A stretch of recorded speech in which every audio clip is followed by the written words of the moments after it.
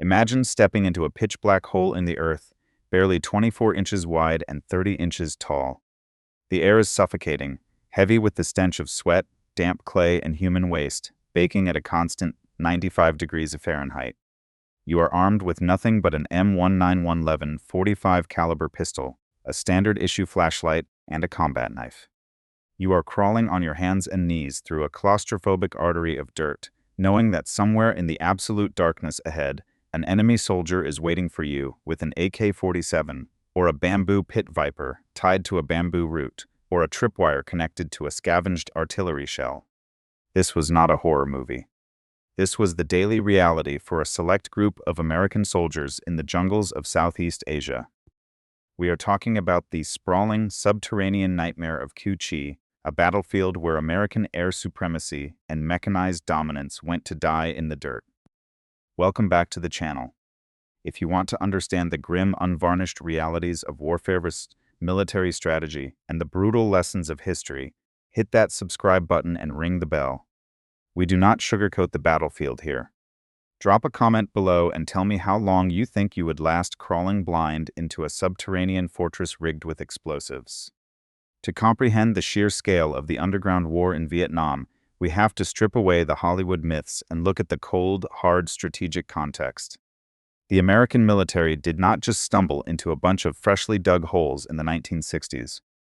They walked into a multi-generational subterranean fortress that had been evolving for decades. The roots of this underground empire stretch back to the late 1940s, during the First Indochina War. The Viet Minh, the communist anti-colonial forces, were fighting the French Union. The French possessed armor, artillery, and aircraft. The Viet Minh had light infantry and a desperate need to survive. To hide weapons, cache supplies, and protect their cadres from French sweeps, local guerrillas in the Cu Chi district began digging short, isolated bunkers and spider holes.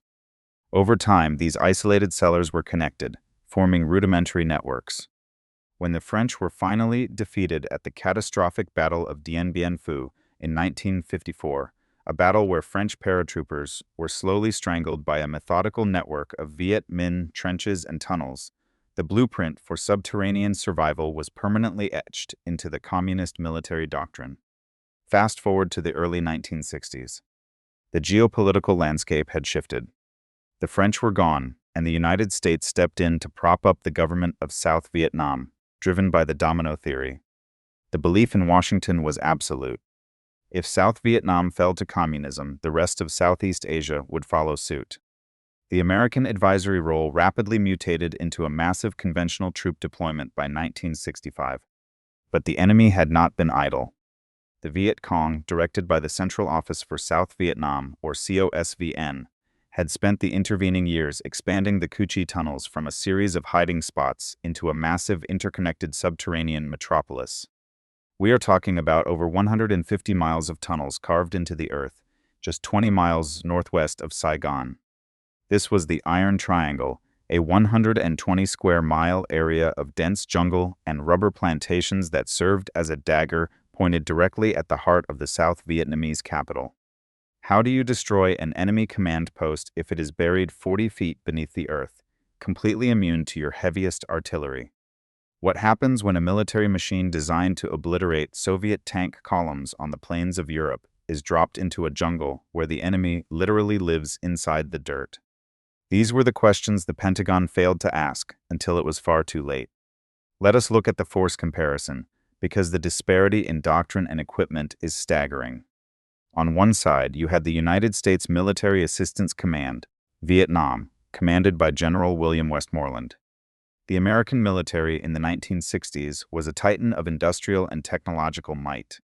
The prevailing doctrine was search and destroy, a strategy heavily reliant on mobility, overwhelming firepower, and attrition. The metric for success was the body count. The American war machine was built for the Fulda Gap, designed to halt a Soviet armored thrust through West Germany. It was a military of mechanized infantry, heavy armor like the 49-ton M48 Patton tank, and an unprecedented logistical tail. When the U.S. deployed the 1st Infantry Division, the legendary Big Red One, and the 25th Infantry Division, known as Tropic Lightning, into the region surrounding Cu Chi, they brought a staggering amount of ordnance. We are talking about artillery fire bases equipped with 105mm and 155mm howitzers capable of leveling grid squares. We are talking about absolute air supremacy. The sky belonged to the Americans. Bell UH-1 Iroquois helicopters provided unparalleled battlefield mobility, allowing infantry to vertically envelop the enemy. And above them flew the ultimate hammer, the B-52 Stratofortress. A single B-52D could carry 108 Mark 82 500-pound bombs. During Operation Arc-Light, formations of these massive bombers would drop their payloads from 30,000 feet, completely obliterating the surface of the Earth, leaving craters 30 feet wide and 15 feet deep. The American military establishment looked at this unprecedented concentration of firepower and logically concluded that no enemy could survive it. But they were fighting an enemy that did not exist on the surface. Opposing this American juggernaut were the main force Viet Cong regiments and local guerrilla units, operating under a completely different paradigm. Their doctrine was rooted in Mao Zedong's theory of protracted people's war. They knew they could not defeat the Americans in a conventional stand-up fight. If a Viet Cong battalion massed in the open, it would be vaporized by artillery and tactical air support within minutes. Therefore, their survival and their ability to project power depended entirely on invisibility. The Viet Cong had an industrial capacity that was essentially zero compared to the United States. They did not have tank factories or aircraft assembly lines. Their industrial base was the earth itself, and their primary tool was the short-handled hoe. The geology of the Cu Chi district was their greatest ally.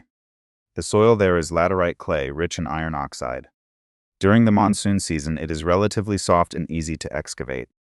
But when it is dug out and exposed to the air, particularly during the dry season, it cures and hardens almost like concrete. It does not crumble easily. This unique geological feature allowed the Viet Cong to dig complex, multi-tiered tunnel systems without the need for extensive timber shoring. The engineering of these tunnels was a masterclass in asymmetric warfare. The Viet Cong did not just dig holes. They built an underground society. The networks were divided into multiple levels. The first level, perhaps 10 feet down, contained firing blinds, spider holes, and booby traps. The second level, 20 feet down, housed sleeping quarters, kitchens, and medical dispensaries. The third level, plunging 30 to 40 feet beneath the surface, contained the command centers, munitions factories, and deep water wells. To survive a direct hit from a 500-pound bomb, you had to be on the third level. The tunnels were deliberately dug in a zigzag pattern. This was not random. A straight tunnel is a death trap. If an American soldier threw a fragmentation grenade or fired a flamethrower down a straight shaft, the blast wave and fire would travel unimpeded. By incorporating sharp angles every few yards, the Viet Cong baffled the blast waves of explosives and limited the line of sight for any pursuing tunnel rat. The logistics of building this network defy Western military logic. How do you excavate tens of thousands of tons of earth without the enemy spotting it from the air? The American aerial reconnaissance was relentless. O-1 bird dog observation planes and high-altitude spy planes photographed every inch of the Iron Triangle. If they saw fresh dirt, they called in an airstrike. Therefore, the Viet Cong dug primarily at night. The excavated clay was loaded into woven bamboo baskets, carried to the surface, and meticulously hidden. They dumped it into the Saigon River. They scattered it in the jungle under the canopy. They even filled in the massive craters left by American B-52 strikes, effectively using the destruction caused by the Americans to hide their own construction. Historically, the American military was not entirely unfamiliar with subterranean warfare. During the Pacific Campaign of World War II, the United States Marine Corps faced horrific tunnel defenses constructed by the Imperial Japanese Army. At the Battle of Peleliu in 1944 and most infamously at Iwo Jima in 1945, General Tadamichi Kuribayashi ordered his troops to abandon the beaches and dig into the volcanic rock. The Marines had to clear 11 miles of tunnels on Iwo Jima using satchel charges, bulldozers, and flamethrowers. It was a brutal, grinding attrition. But there was a fundamental difference between Iwo Jima and Cu Chi. Iwo Jima was a finite island. The Japanese were cut off from resupply, isolated by the U.S. Navy. The Ku Chi Tunnel network, however, was a living, breathing organism deeply integrated into a porous continental battlefield. It was connected to the Ho Chi Minh Trail, the massive logistical artery that funneled weapons, ammunition, and fresh troops from North Vietnam through Laos and Cambodia directly into the subterranean depots of the Iron Triangle. You could not isolate Ku Chi. You could not starve it out. The sheer arrogance of the American conventional mindset led to one of the greatest tactical ironies of the entire war. In early 1966, the 25th Infantry Division arrived in Vietnam. They needed a massive base camp to house thousands of troops, motor pools, helicopter pads, and artillery batteries. They chose a vast tract of land near a village called Dong Du, right in the heart of the Cu Chi district. They rolled in with bulldozers, cleared the jungle, laid down asphalt, and built a sprawling military city complete with swimming pools, ice cream parlors, and air-conditioned command bunkers. It was a fortress of American power. But the intelligence officers failed to realize one crucial detail. They had built their massive base camp directly on top of one of the densest sections of the Viet Cong tunnel network. Imagine the absurdity of the situation. Above ground, you have American military police patrolling the wire, tanks parked in neat rows, and generals sleeping in secure quarters. Directly beneath their boots, sometimes only 15 feet down, Viet Cong guerrillas were holding political meetings, treating wounded soldiers, and planning attacks on the very base that sat on their heads. The enemy was literally living in the basement. Viet Cong sappers would simply pop out of hidden trapdoors inside the American perimeter at night, steal supplies, cut communication wires, plant explosives on helicopters, and vanish back into the earth before the quick reaction forces could even chamber around. The Americans were fighting a ghost. This disconnect between American technology and the reality of the battlefield extended to the weaponry. The standard-issue American infantry rifle was the M16A1. It was a space-age weapon for the time, firing a high-velocity 5.56mm round at over 3,000 feet per second. It was 39 inches long. It was an excellent weapon for a firefight in the jungle or a mechanized assault. But if you are a tunnel rat forced to crawl into a 24-inch wide hole, a 39-inch rifle is worse than useless. You cannot turn it around. You cannot maneuver it. It becomes a metal stick that gets caught on roots and clay walls. The Viet Cong, on the other hand, adapted their scavenged and smuggled weaponry specifically for confined spaces. They used sawed-off shotguns, compact submachine guns like the Soviet PPS-43, and locally manufactured pistols. The environment itself was weaponized. The Viet Cong understood the terrain intimately, while the Americans viewed the jungle as an obstacle to be cleared. The trapdoors leading into the tunnels were masterworks of camouflage. They were small, rectangular wooden blocks covered in laterite clay and dead leaves, designed to blend perfectly with the jungle floor. A platoon of American infantry could walk directly over a trapdoor and never know it was there. And even if they did find a hole, the Viet Cong made sure entering it was a suicidal proposition. The tunnels were seeded with booby traps. Tripwires were strung across the dark corridors, connected to fragmentation grenades. Pit vipers, known as two-step snakes because their venom would kill a man in the time it took to take 2 steps, were tied to the bamboo ceilings by their tails, enraged and ready to strike at the face of anyone crawling through with a flashlight. The American military machine, capable of destroying cities and holding off the Soviet Union, found itself completely paralyzed by dirt, darkness, and human endurance. The generals in Saigon kept demanding body counts, kept ordering massive sweeps like Operation Crimp and Operation Cedar Falls, dropping thousands of tons of bombs and defoliants to strip away the jungle canopy. They believed that if they just applied enough explosive pressure, the subterranean fortress would crack. But the earth absorbed the shock waves, and the Viet Cong simply dug deeper, waiting for the artillery to stop, waiting for the American infantry to walk past their hidden sights. The realizations slowly dawned on the American command that all the B-52s and Patton tanks in the world could not win this battle. If they wanted to root the enemy out of the Iron Triangle, they could not do it from the sky, and they could not do it from the surface. They were going to have to send men down into the absolute dark to fight the enemy on his own terrifying terms. The answer to this subterranean nightmare was born not in the war rooms of the Pentagon, but in the desperate, terrifying reality of the jungle floor. They became known as the tunnel rats. The United States military did not have a manual for this.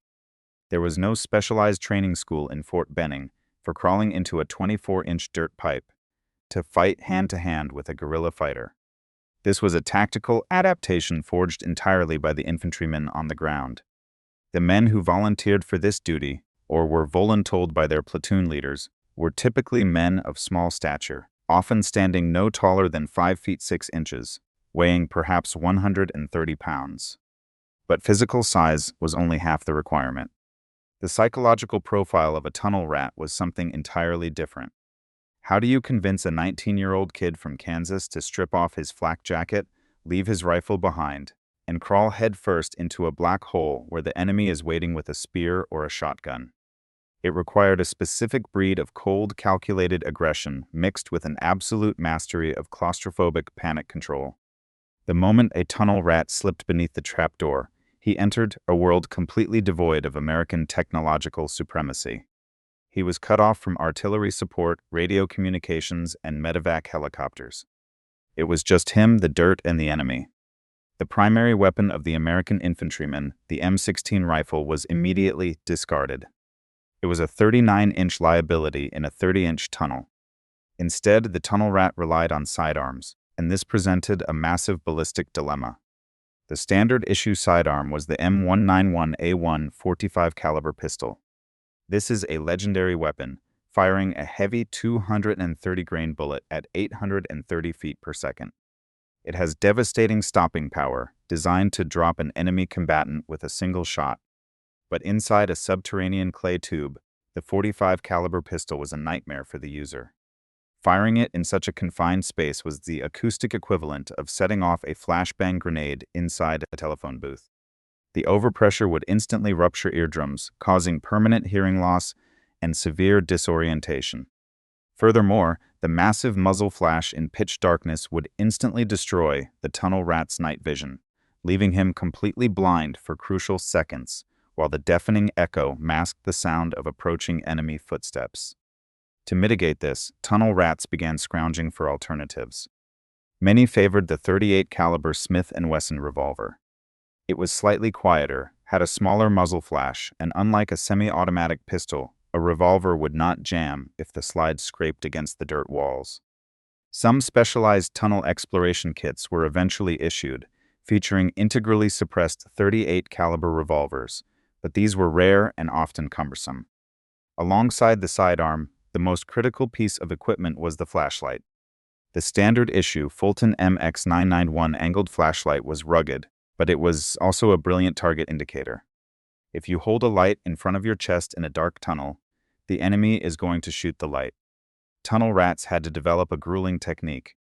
They would hold the flashlight far off to the side, or better yet, they would crawl in absolute darkness, flick the light on for a fraction of a second to memorize the layout of the tunnel ahead, turn it off, and then crawl forward blind. They probed the soft dirt ahead of them with combat knives, feeling for the taut resistance of a tripwire. The Viet Cong defenses against these incursions were diabolical in their simplicity.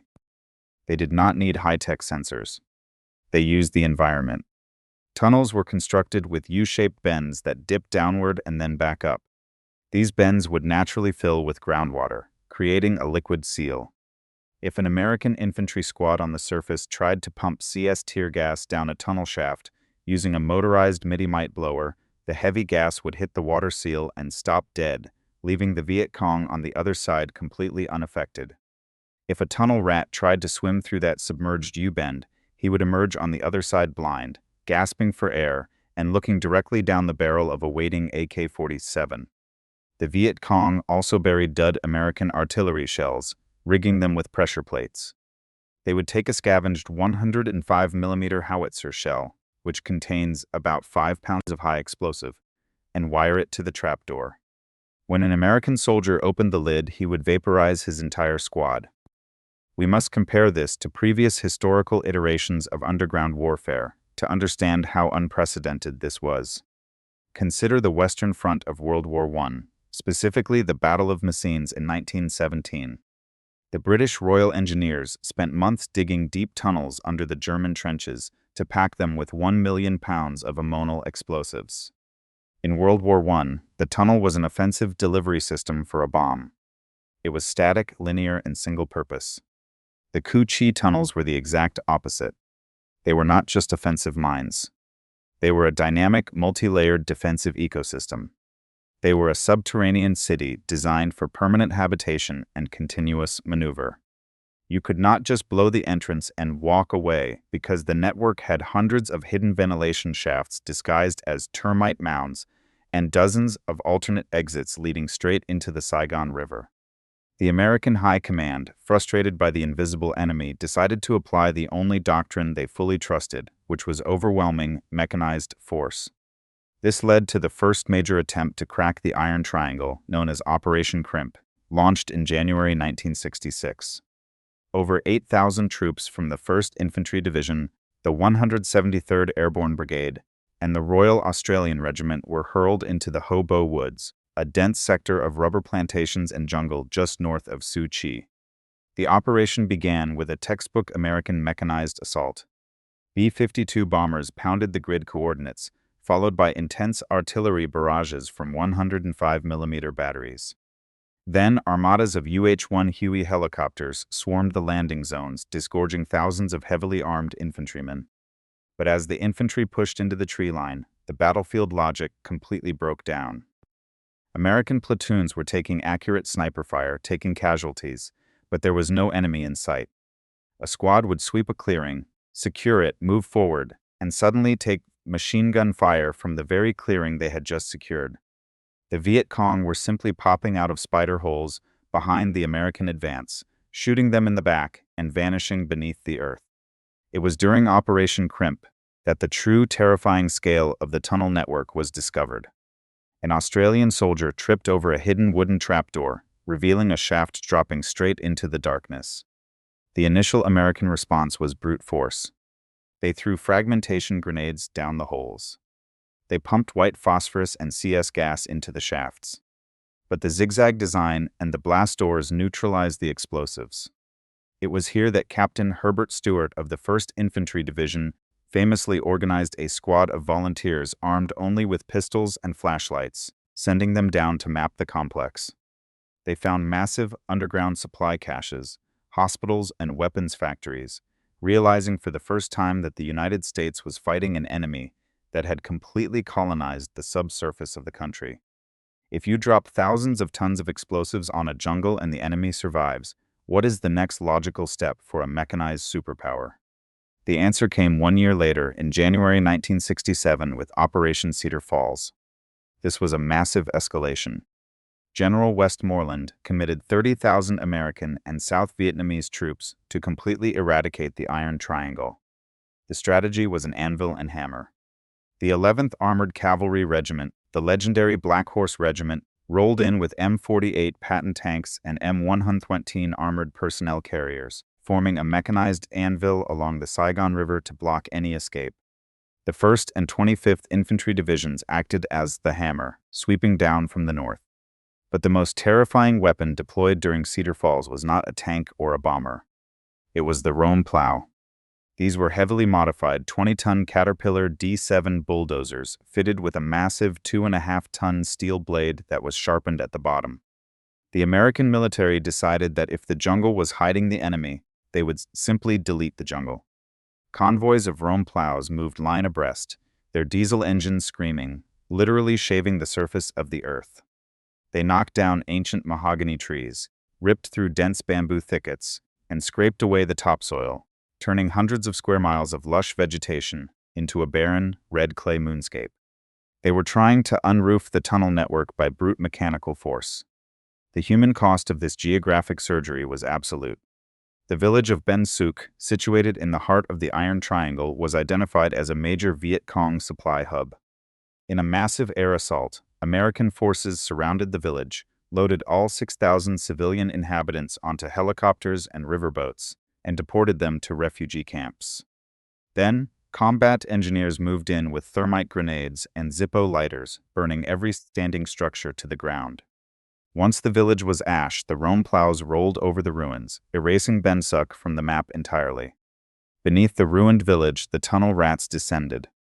During Operation Cedar Falls, they uncovered the massive regional headquarters of the Viet Cong.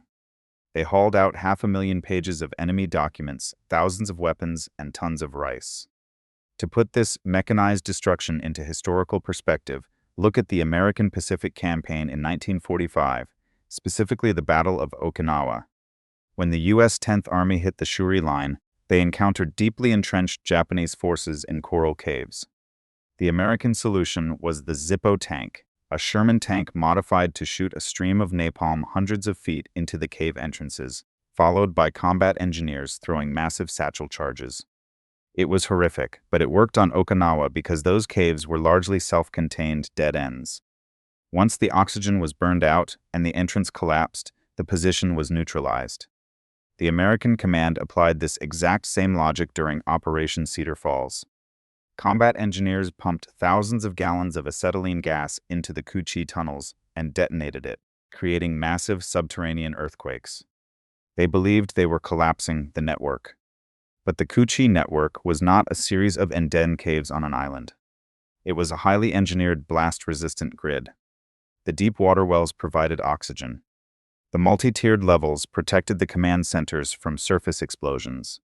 When the American bulldozers and tanks finally rolled out of the Iron Triangle, declaring the area pacified and the tunnel network destroyed, the reality beneath the red clay was far different. The local Viet Cong cadres, who had simply retreated to the deepest 40-foot levels or slipped away through the river exits, immediately returned. They began clearing the collapsed shafts, repairing the blast doors, and reconnecting the severed arteries of their underground empire. The massive American mechanized sweep had merely pruned the surface. The tactical victories of Operation Cedar Falls looked incredibly impressive on the briefing charts in Saigon, generating massive enemy body counts and staggering tonnage of captured supplies. But the Earth is a highly resilient medium, and the men who lived inside it were far from broken. They were merely waiting in the dark, absorbing the blows, and preparing to turn this vast, subterranean staging area into a springboard for a synchronized offensive that would shatter the American illusion of victory and change the course of the Cold War forever. The tunnels were not merely a defensive redoubt where desperate men hid from American bombs. They were a highly orchestrated, subterranean logistical highway, and they were about to serve as the springboard for the most pivotal and shocking event of the entire war. We have to look at the tactical reality of January 1968, during the Lunar New Year. The American military command in Saigon, looking at their massive body counts and tons of captured rice, confidently assured the American public that the Viet Cong were on the verge of total defeat. General Vo Nguyen Giap and the Central Office for South Vietnam were preparing to prove them disastrously wrong. The Iron Triangle and the Cu Chi Tunnel Network acted as a massive, invisible staging area for the Tet Offensive. How does an agrarian guerrilla force bypass the most sophisticated military intelligence apparatus on the planet to strike its very center of gravity? They did it by moving an entire army underground. For months prior to the offensive, the Cu Chi network hummed with frantic, silent activity. Porters carried dismantled Soviet-supplied weapons, crates of 7.62mm ammunition, RPG-7 anti-tank launchers, and 82mm mortars down the Ho Chi Minh Trail, filtering them through the porous Cambodian border directly into the subterranean depots. Thousands of Viet Cong main force fighters infiltrated the area, living in the suffocating darkness for weeks, completely undetected by the American observation planes flying just a few thousand feet above their heads. When the order was finally given on January 31, 1968, these fighters did not march down Highway 1 to attack Saigon. They erupted from hidden trapdoors in the rubber plantations, graveyard crypts, and village huts right on the outskirts of the capital.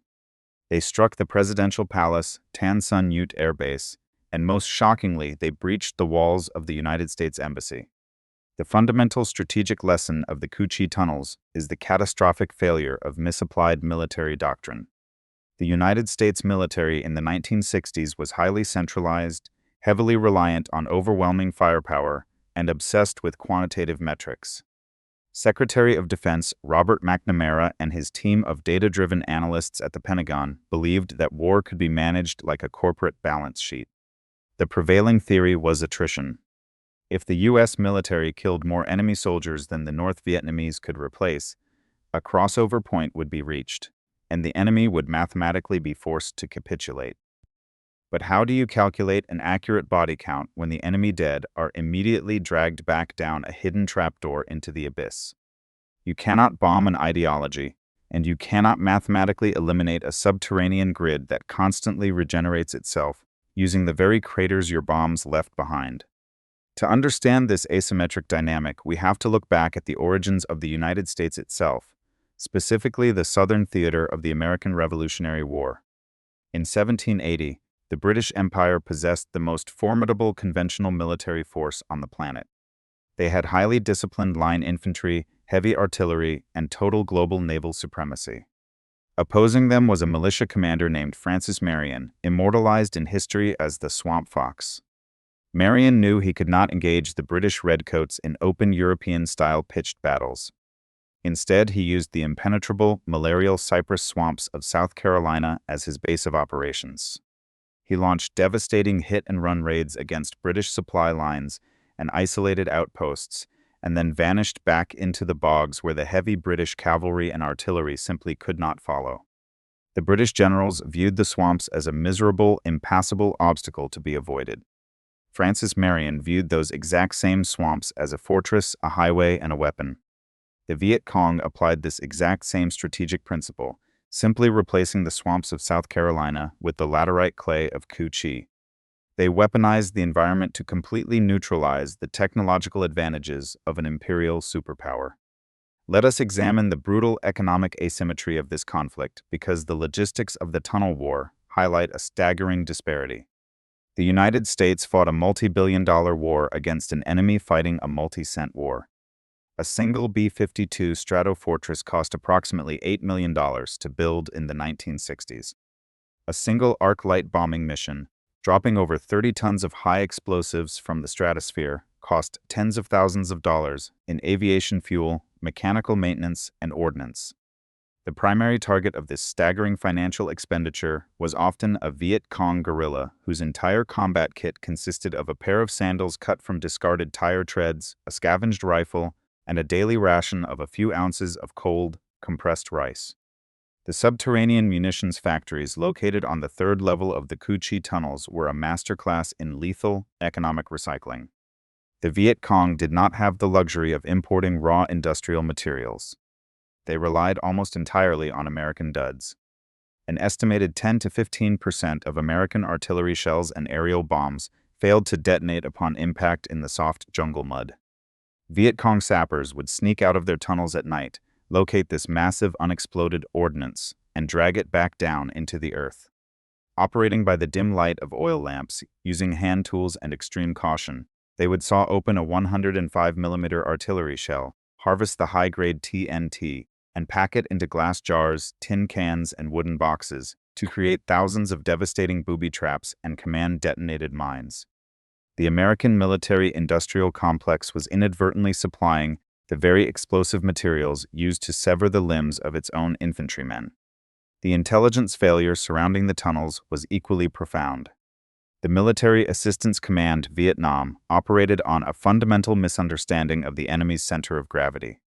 American intelligence officers were trained at Fort Huachuca to look for tank parks, rail yards, and centralized industrial centers. They simply could not comprehend a military apparatus that functioned entirely off the grid.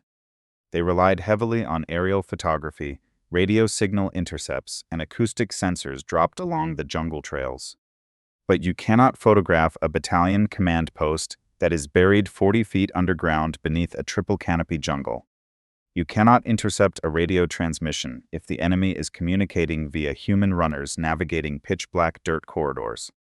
The American intelligence apparatus was desperately looking for a conventional, Soviet-style mechanized army, and they completely missed the agrarian, subterranean insurgency thriving directly beneath the treads of their own tanks. When your entire intelligence-gathering apparatus is designed to see everything on the surface, How long does it take to realize the actual war is being fought in the basement? This reliance on technological supremacy over grueling infantry maneuver in complex terrain is a bitter lesson the American military would have to learn again decades later. Fast forward to December 2001 in the freezing, jagged peaks of the White Mountains in eastern Afghanistan during the Battle of Tora Bora. The United States military, now equipped with GPS-guided Joint Direct Attack munitions, MQ-1 Predator drones, and secure satellite communications, cornered Osama bin Laden and the remnants of al-Qaeda. But the enemy had retreated deep into a complex network of fortified caves and tunnels carved directly into the granite mountainside. The U.S. Air Force dropped thousands of tons of precision ordnance, including the massive 15,000-pound BLU-82 Daisy Cutter. The aerial bombardment was apocalyptic, shaking the earth for miles. But just like at Kuchuchi, air power alone could not guarantee the destruction of a deeply entrenched subterranean enemy. The reluctance to commit a massive conventional American ground force to clear those caves, inch by bloody inch, allowed the primary target to slip away across the border into Pakistan. The fundamental truth of warfare remained unchanged from the jungles of 1968 to the mountains of 2001. If the enemy is in the dirt, you have to send men into the dirt to dig him out. So, what finally happened to the impenetrable Iron Triangle? By late 1969 and 1970, the sheer volume and relentless persistence of American B-52 carpet bombing began to physically alter the geology of the Ku-Chi district. The continuous pounding of arc light strikes, creating overlapping craters 30 feet deep and 50 feet wide, eventually began to fracture the deepest levels of the tunnel network. The local water table was permanently disrupted, flooding lower levels. The structural integrity of the cured clade, which had held up for years, finally shattered under the relentless, daily seismic shock waves. Furthermore, the Phoenix program, a highly controversial and brutal CIA-led initiative targeting the Viet Cong political infrastructure, severely degraded the local civilian support networks that supplied the tunnels with food, fresh recruits, and intelligence. By the time the United States began heavily drawing down its combat forces in the early 1970s, the Ku-Chi tunnels were largely abandoned, heavily damaged, and no longer the impenetrable fortress they once were. But this tactical degradation came far too late to alter the strategic outcome of the war. The Ku-Chi tunnels had already served their primary historical purpose. They had bled the American military machine of its momentum and its morale. They had provided the vital staging ground for the Tet Offensive, which, despite being a catastrophic tactical defeat for the Viet Cong, who suffered massive casualties, was an unprecedented strategic and political victory. The televised images of Viet Cong sappers fighting on the manicured lawns of the U.S. Embassy shattered the American public's faith in the war effort and broke the political will of Washington. The subterranean nightmare of Ku-Chi proved definitively that a technologically inferior force, armed with fanatical discipline and intimate knowledge of the terrain, and a willingness to endure unimaginable physical hardship, could completely neutralize the advantages of the greatest industrial superpower on Earth. The American tunnel rats, those incredibly brave, terrifyingly aggressive young men who went down into the dark with nothing but a flashlight and a .45 caliber pistol, remain a testament to raw human courage in the face of impossible odds. They fought a war that the generals above them could not comprehend in an environment that stripped away every advantage of modern civilization. But their individual heroism, no matter how profound, could not compensate for a fundamentally flawed national strategy. In the end, warfare is not merely a clash of advanced machines and logistical spreadsheets. It is a brutal, primal clash of human wills, and the Earth itself will always favor the side that is willing to bleed into it, live inside it, and weaponize its very depths. If you were commanding a U.S. infantry division in 1967, knowing what we know now about the resilience of the enemy, how would you have dealt with the Ku-Chi tunnels? Attempt to flood the entire network by engineering massive diversions of the Saigon River. B. Deploy heavy chemical denial agents to permanently seal the entrances and suffocate the network. C. Form specialized, division-sized subterranean infantry units to clear the network tunnel by tunnel, accepting massive casualties. Drop your answer in the comments below and let us debate the impossible tactics of this brutal war.